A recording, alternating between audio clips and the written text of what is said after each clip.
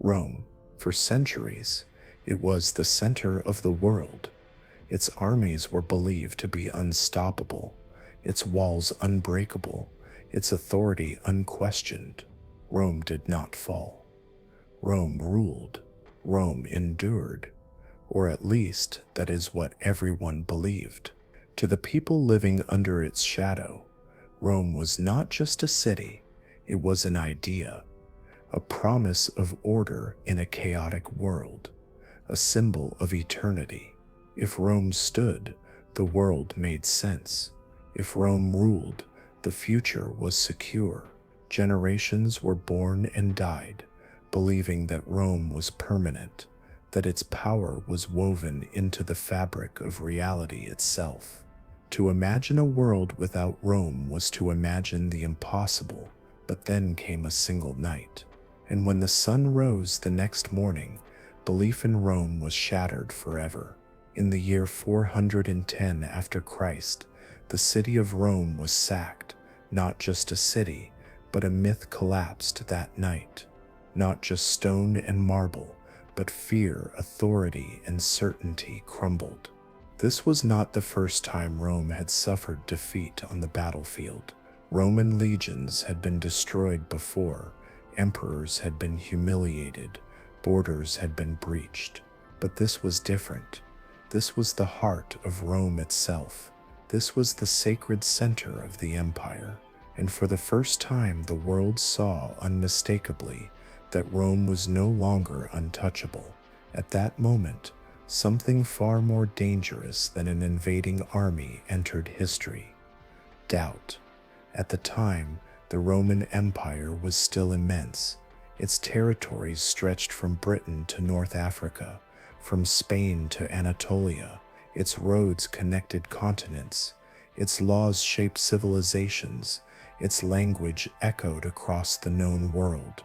Rome had mastered the art of ruling others, of absorbing cultures, of turning conquest into administration. But beneath the surface, the empire was rotting from within. Years of civil wars had drained its strength. Emperors were made and unmade by soldiers. The economy was collapsing under heavy taxation and constant warfare. Coins were debased, trust in the state eroded, and corruption infected every level of power. The Roman state no longer inspired loyalty, it demanded obedience. And obedience fueled by fear never lasts.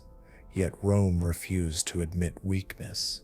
It still acted as if its authority was absolute, as if the old days of conquest and glory could simply be commanded back into existence.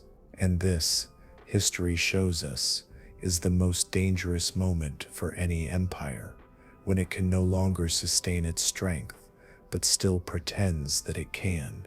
At the center of this story stands a man history often labels a barbarian. His name was Alaric, king of the Visigoths. But Alaric was not the savage Rome imagined. He had grown up within the Roman world. He had served in the Roman army. He had marched under Roman banners and fought Rome's enemies. He understood Roman politics, Roman warfare, Roman arrogance. He did not want to destroy Rome. What Alaric wanted was recognition. He wanted land for his people within Roman borders. He wanted security, stability, and dignity. In return, he offered loyalty and military service. He wanted to belong to the empire he had helped defend. But Rome did what Rome had begun to do best. It delayed, deceived, and broke its promises. Treaties were signed, then ignored. Agreements were made, then quietly abandoned. Roman officials saw Alaric not as a partner, but as a problem to be postponed. What Rome failed to realize was that this time the enemy thought like Rome, planned like Rome, and understood its weaknesses better than many Romans themselves. By the year 408 after Christ, Alaric had lost patience. He marched his army toward the city that symbolized everything he had been denied. Rome was surrounded. The siege did not begin with fire or blood, but with hunger. Supply routes were cut, grains stopped arriving.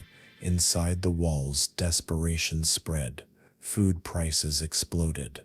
People sold possessions, then furniture, then hope. Some ancient sources even whisper of cannibalism, a final taboo broken by starvation. The Senate panicked. The city that had once dictated the fate of nations now begged for mercy. Rome paid Alaric in gold, silver, and precious treasures, stripping itself of wealth to buy time. He withdrew. For a brief moment, it seemed the nightmare was over, but it was not peace. It was silence, and silence in history often precedes disaster. In the year 410, Alaric returned. This time, Rome was no longer a negotiating table. It was a target. On the night of August 24th, one of Rome's gates was opened. Even today, historians debate how, was it betrayal by slaves or insiders, or a starving guard too weak to resist temptation. The truth may never be known, but the outcome was irreversible. Visigoth soldiers poured into the city, and then something happened that had not occurred in nearly 8 centuries. Rome was looted. For 3 days, the city was plundered.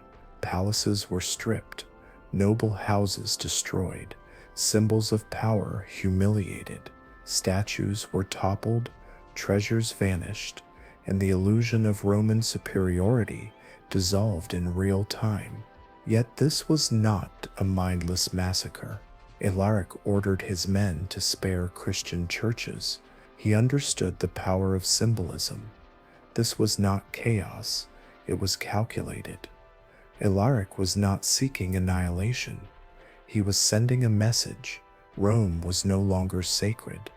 Rome was no longer beyond reach. For the people of Rome, this was more than defeat. It felt like the end of the world. Rome had been the axis around which existence turned. If Rome could fall, what remained? Across the empire, fear spread like a disease. Other tribes watched closely. If Rome could be breached, then Rome could be challenged. Writers and thinkers struggled to understand what had happened.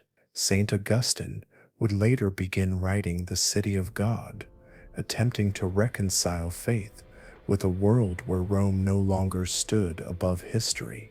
The sack of Rome did not just change politics, it changed how people understood reality itself.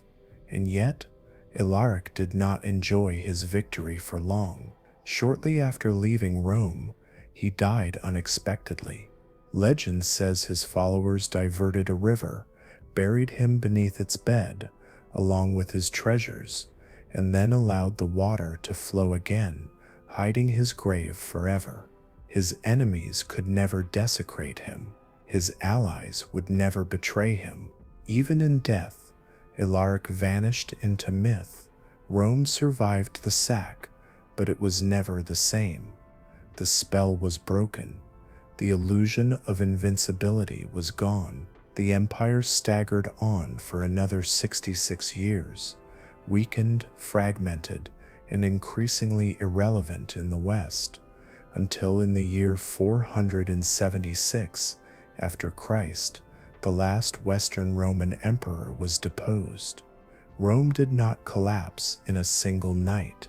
Empires rarely do, but that night, in 410, its heart stopped beating for the first time. The lesson is clear. Empires do not fall because of enemies at their gates. They fall because of weakness within their walls. Rome was not defeated by a barbarian king. It was undone by corruption, arrogance, and denial.